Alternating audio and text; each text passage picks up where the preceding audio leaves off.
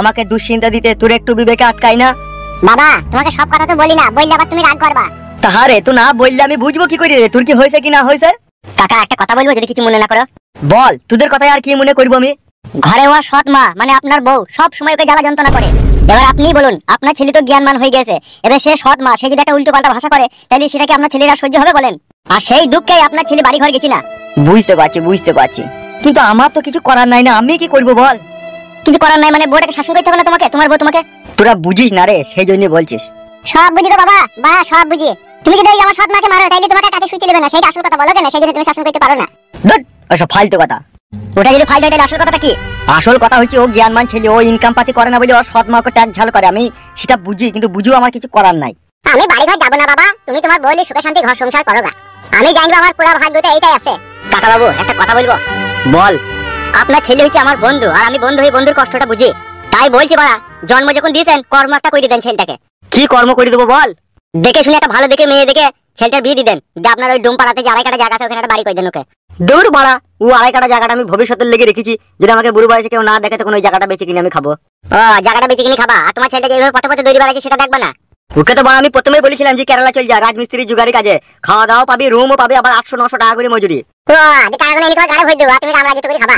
এই বুকা চুদার বেটা, আমি তোর বাবা, আমাকে কিছু টাকা পয়সা তোকে দিতে হবে না? তোর বাবা বাড়া হ্যাঁ রে বুঝে তা ফেরে বুঝে নেবে। ও পাকা মা, আমি গুক আমি চিনি না, ও বইয়ের কাছে শুইতে গেলি আনন্দ। বলেন কি? কি বললি তুই? যা ঠিক বলা তাই বলেছি। হে পাকা খান কি ছেলে, শোন, তোর আমি 20,000 দিয়ে দিতেও পারি, আর ডুমপাড়াতে 1 কাঠা জায়গার উপরে তোকে আমি টিনের ঘর বাড়িও করে দিতে পারি, কিন্তু একটা শর্ত আছে। এটা আবার শর্ত কি থাকবে বড়া? তুমি বাপ বকো না, ওর সাথে আমাকে ফাইনাল কথা বলতে দাও। কি ফাইনাল কথা বলো? আমি দেখি শুনি তোর ভালো জায়গায় বিয়ে দিয়ে দেবো, ঠিক আছে? আর ওখানে ঘর বাড়িও তোকে করে দেবো, কিন্তু 10 দিন থাকার পরে তোকে কেরালা গিয়ে আমাকে 70-80 হাজার টাকা তোকে পাঠাইতে হবে। তারপরে আমি তোকে ঘর বাড়ি জায়গা সমস্ত কিছু রেজিস্ট্রি করে তোর নামে করে দেবো। কাকা গো, নতুন বিয়ে করে বউকে ঘরে রেখে দিয়ে বিদেশে গিয়ে 70,000 টাকা ইনকাম করা মানে 6 মাসের ব্যাপার। নতুন বউকে বাড়িতে রেখে দিয়ে যাওয়া মানে তো ঘায়ের উপরে 20 ফোঁড়া। ফোঁড়া হোক কি টাটানি হোক, তাতে আমার কোনো ইস্যু যায় না, আমার কথায় রাজি থাকলে ওকে বলতে বল।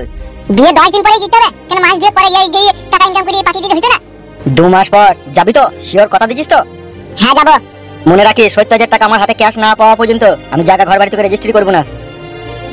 বেশ ঠিক আছে তাই হবে, মেয়ে দেখো যাও। মেয়ে আমার দেখাই আছে, উলি তোর কোনো চাপ নাই। কে গো কাকা, মেয়েটা কে?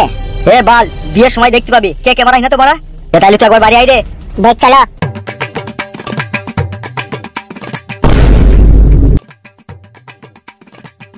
বাড়ি যাবি নাকি? যাই দেখি কি বলে, 2 দিন তো বাড়ি যাই না, আজকে আবার দেখি গেলে, যদি বাড়ি না যাই তাহলে তো আবার অসুবিধা। হ্যাঁ বাড়িতে দেখতেই হবে, বিয়ে ঠিক হবে তোর। যা তাহলে, তোদের একে একে সবারই ভাগ্য খুলে গেছে, আমারটা কবে খুলবে রে ফিদা? এ বস তাহলে আমি আসছি। হ্যাঁ যা।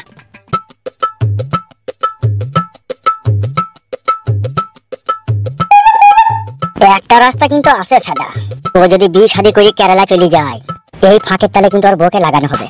যা যা বিয়ে কর, তোর বউকে আমি লাগাবো, তবেই আমার নাম পাঁচু।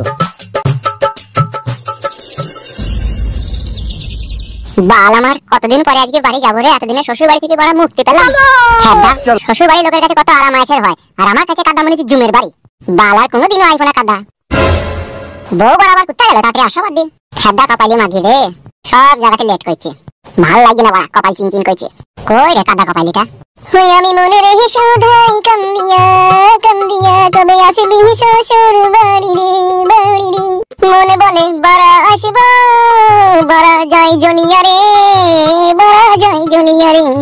একবার যদি বেরিয়ে যাই এই মুখো হব না, বাড়া যাই জলিয়া রে। ও কই গো, কি মিরমির করছো কি? তুমি তো বাড়া মিরমির করছো, হয়নি নাকি তোমার? অত তাড়াহুড়ো করছো কেন, যাবোই তো বাড়ি। বেশ ঠিক আছে তাতে করো। হ্যাঁ আমি একবার রাজলা ভাবিকে দেখা করে চলে আসছি। কি কি রে, আর রাজলাকে কি কামাই দেখা করতে যাবে? বলছো কেন তুমি? চুপ করে সব, আমি যাবো এখনি দেখা করে চলে আইবো। তুই খাদা গোটা পাড়ার লোকের সাথে দেখা করগা, যা বাড়া যা, ভালো লাগবে করগা। বাল আমার এমনিতেই কেন সময় হয়ে গেছে, তারপর আবার রাজলা মারাইতেছে। রাজলা ভাবি আমাকে নিজের বোনের মতো ভালোবাসে, তার সাথে যদি একবার দেখা না করে চলে যাই তাহলে সে কি বলবে? এ খাদা যা দেখা করে আইগা, বাড়া বকাই না যা। বাল আমার 9 দিন থেকে এই বাপের বাড়িতে বেড়াইছে, এই 9 দিন রাজলা ভাবির সাথে দেখা করা হইল না, এই যাবার পথে ওকে দেখা করতে হবে, ও মনে হচ্ছে ভারী লাশ সাহেব। কি হইলো কি, আবার এত চাপা চিল্লা কিসের হইছিল? কি হইলো কি, যাবার সময় আবার এত চিল্লা চিল্লি কিসের হচ্ছে? আমি বললাম হ্যাঁ গো আমি তো চলেই যাবো, তারপর রাজলা ভাবিকে দেখা করে আসি, তাতেই ও বলছে না যাওয়া হবে না, তাড়াতাড়ি চলো। শোনো আমার প্রাণের বুলবুল, যাবার বেলা কাইন্দো না, চোখের পানি দেখলে ও গো তোমার মামার বেঝাটা গো আমারও নসিবে। ঝাঁটা মারবো তো তোমাকে, তুমি যাবার তো দেখিলে। রাজলার সাথে আমার ছোটবেলা থেকে সম্পর্ক, তা বাড়ি যাওয়ার সময় একবার তাকে দেখা করতে যাবে, তা কি হয়েছে কি? অত চিল্লা চিল্লি আমি মানা করলাম নাকি যেতে? আমি তো যেতেই বললাম, কিন্তু তাড়াতাড়ি আসতে বলেছি। যা যা, এখন তাড়াতাড়ি বাইক করে চলে যা।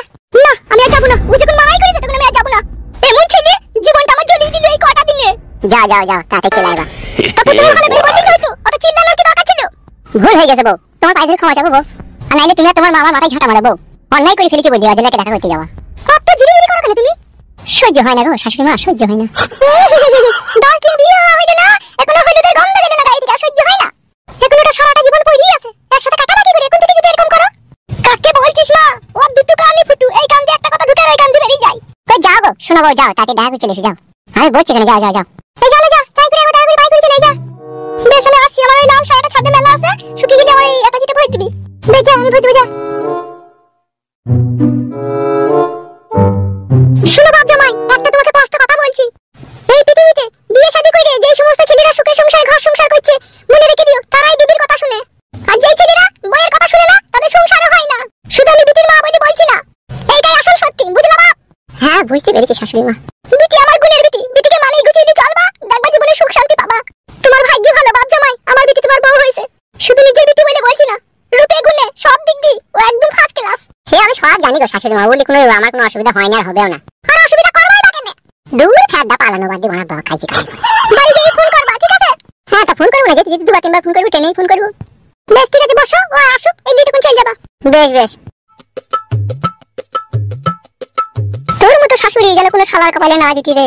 তুই যা চিড়িলি বেরিলি মাগি, ঠাডা গুদিতে আবার কখন আসে দেখি। কই রঙ্গিলা আসতে তো দেরি করছে কেন? ও বললি তো যখন নিশ্চয়ই ও আমার সাথে দেখা করবে, তারপরে ও যাবে শ্বশুর বাড়ি। ওই তো আসছে তো। কেমন আছো কেমন রঙ্গিলা জান?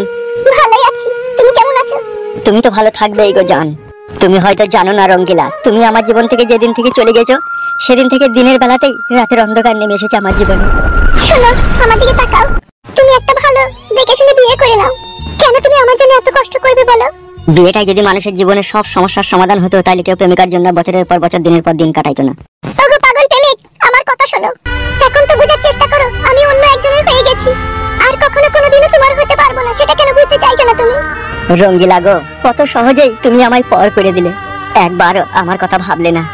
তুমি বিহীন আমার এই জীবন অন্ধকারে ঢেকে যাবে। শোনো, আমার হাতে সময় খুব কম, তাই যাবার আগে একটা কথা তুমি বলে যেতে চাই। রাজার জন্য যেমন রাজ্যপাট পড়ে থাকে না, তেমনি একটা মেয়ের জন্য তোমার জীবন থেমে থাকবে না। নিশ্চয়ই তুমি কারো না কারো দেখা পাবে, আর তাকেই তুমি ভালোবেসে বিয়ে করে নেবে। এটাই কি তোমার শেষ কথা জান?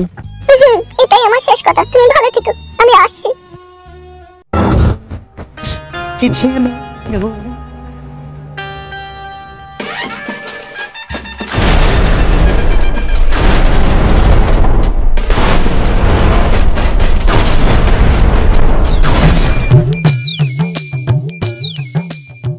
কই গো ফুটু মা? কি হলো গো, চলে এলে বাজার থেকে? হ্যাঁ হ্যাঁ, এরকম মাছটা নিয়ে যাও। এই নাও ধরো। ইলিশ মাছ নিয়ে এসছো? সে কি গো, ইলিশ মাছ নিয়ে এলে? তুমি যে রুই মাছ আনতে দিলে? গেলাম ঠিকই, কিন্তু ইলিশ মাছ নিতে ইচ্ছা হইলো। কেজি তো ইলিশ আমরা 100-900 টাকা কেজি দিয়েছে নাকি? 980 টাকা। আসলে বউ, আজকে তো বৌমা বাড়ি আসবে, সেই জন্য ইলিশ মাছটাই নিতে ইচ্ছা হইলো। ভালো করে চলে আইছো। ফুটু ফোন মন করে কিছু বললো? ফোন তো করেনি গো, তোমাকে ফোন করেনি? আমাকে তো করেছিল কালকে রাতে, বললো আমি কালকে যাবো বাড়ি। তো তুমি একবার ফোনটা করে দেখো সে কত দূরে আছে। ঠিকই বলিস। বেশ যাও, তুমি মাছটাকে ভালো করে ধুয়ে পরিষ্কার করে রান্নাটা করবে, যাও, তারা যখন তখন চলে আসতে পারে। বেশ ঠিক আছে, তুমি ফোন করে একবার জিজ্ঞেস করো।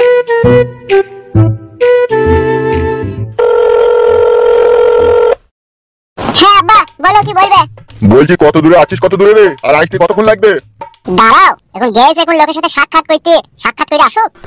সাক্ষাৎ করতে গেছে মানে? ও আগেলা নাকি বলে তার সাথে দেখা করতে গেছে, অনেকক্ষণ হয়েও গেল, এই আবার চলে আসবে মনে হয়। আর তোর শাশুড়ি কোথা রে? সে ঢেমনের কথা বাদ দাও, সে কোথা কি করছে আমি কি জানি। গাল দিন রে বাপ, যতই হোক তোর শাশুড়ি রে। বেশ ঠিক আছে, আর কিছু বলবা? বেশ তাহলে আসুক দিয়ে এলি, আমি তাহলে বেরিয়ে গেছি। এ আর আসার সময় তোর শাশুড়িকে বলবি আব্বা যেতে বলিছে। আমার শাশুড়ি গেলে আবার তুমি কি করবা? কাটি খুঁজে ব্যবস্থা করবা নাকি? বলিস আসতে বলিস বেলাইতে। বেশ ঠিক আছে, বলবো। বেশ তাহলে রাখছি। এ আর একটা কথা রে। বলো। বলছি বৌমার জন্য একটা ইলিশ মাছ এনেছি, ঠিক আছে? তো ও বাড়ি এলে একবার ফোনটা করবি। ও ভাজা খায় না, টক খায় না, আলু পুস্ত খায়। হ্যাঁ একবার শুধিল ওদের, সেরকম করে তোর মাকে রাঁধতে বলবো। ও সাদা খায়, যা রান্না তাই খাবে, বলো তো, বলতে হবে না, তুমি যা ভালো লাগবে তাই করো। কি রে, পয়সা দিয়ে মাছটা কিনে আনলাম 980 টাকা কেজি। আরে মা যেমন দ্বারা খুশি তেমন দ্বারা রাঁধো, তোমার কথা বলতে হবে না, রাখো, সে এলি আমি বেরোচ্ছি। আচ্ছা বেশ ঠিক আছে, বেশ তাহলে রাখ। বেশ রাখলাম। বাল আমাকে ইদি খাবে, বলতে হবে। উফ, বাপ রে বাপ, কখন গেছে রে মা। বাল মুখে ছুরি কি যে করছে সে তখন থেকে গিয়ে কিছুই বুঝতে পারছি না আমি। খান থেকে বাড়ি গিয়ে চুলের মুঠি ধরে আগে প্যাটে কুক করে ঘুষে মারবো, তারপরে কোনো কথা। অর্জনের লেগে 3খানা ট্রেন ফেল হয়ে গেল। তুই মাং মারানি ফেদা বেটি, কখন আসিস তাই আমি দেখি।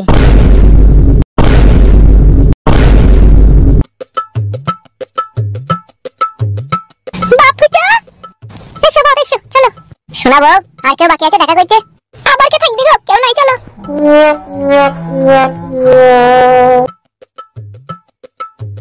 তুমি এটা চিটা নিয়ে নাও। বে চলো চলো চলো। বুঝলি মা, ভালোভাবে পৌঁছাবি আর গিয়ে আমাকে ফোন করবি একটা, বুঝলি তো? হ্যাঁ, বাড়ি গিয়ে তো আমি ফোন করব। তুই একদিনের মধ্যে যেন যাবি বেড়াতে। হ্যাঁ রে মা, হ্যাঁ বেড়াতে যাব। বাবার এই 5 তারিখে রাস আছে, এই রাসের সময় যেন চলে আসবি, বুঝলি তো মা? জামাইকে সাথে কইলি। চলো গো, দেরি হয়ে গেছে মানে একটাই ট্রেন নাকি ঘন্টায় ঘন্টায় ট্রেন আছে? কথা বলার ভাগ নাই। জামাই বাবাজি, বলছি পৌষ মাসের শেষের দিকে আমাদের এখানে একটা চড়ক মেলা আছে, ওই মেলার জন্য দেখতে আসবা। সে আর বলতে বা, অবশ্যই আমি আসবো। আর একটা কথা মা, যদি কোনো ঝগড়া অশান্তি হয় তো আগে আমাকে ফোন করে জানাবি, বুঝলি তো?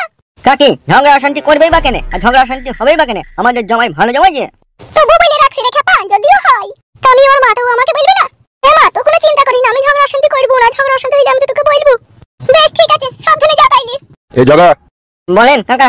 জামাই বাবাজিকার মেয়েকে টেনে তুলি দিয়াই। ঠিক আছে, কোনো অসুবিধা নাই, আমি যাচ্ছি। এসো গো, চলো হাঁটো।